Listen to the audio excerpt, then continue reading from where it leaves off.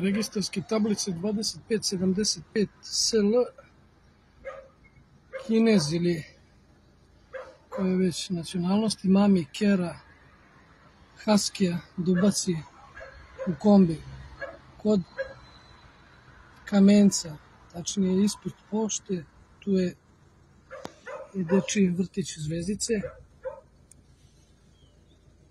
Evo već par minuta on možda je i primetio, ali možda i ne pretpostavlja da ga snimam kamerom. Uporno mami da ubaci kera u kombi. Da.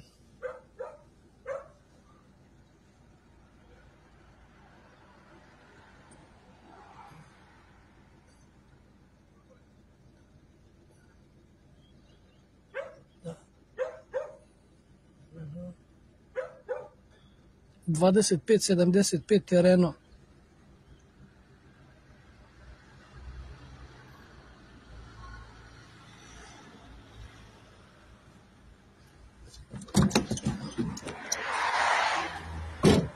Izvini, druže,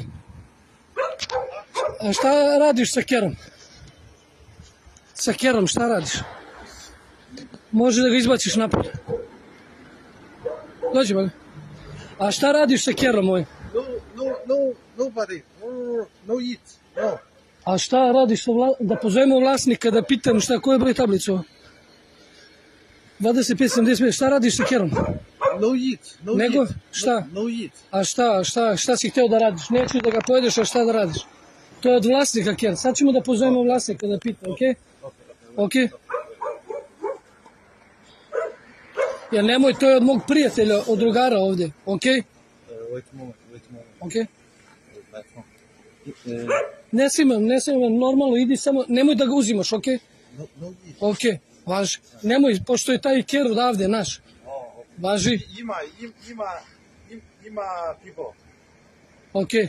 I don't know. Okej, čao.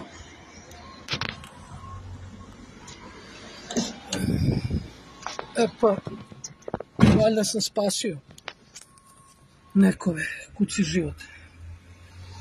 Nekoj kući. Ajde, idi kući. Jedan spašen. Kereći ili pseći život. Slučajnost.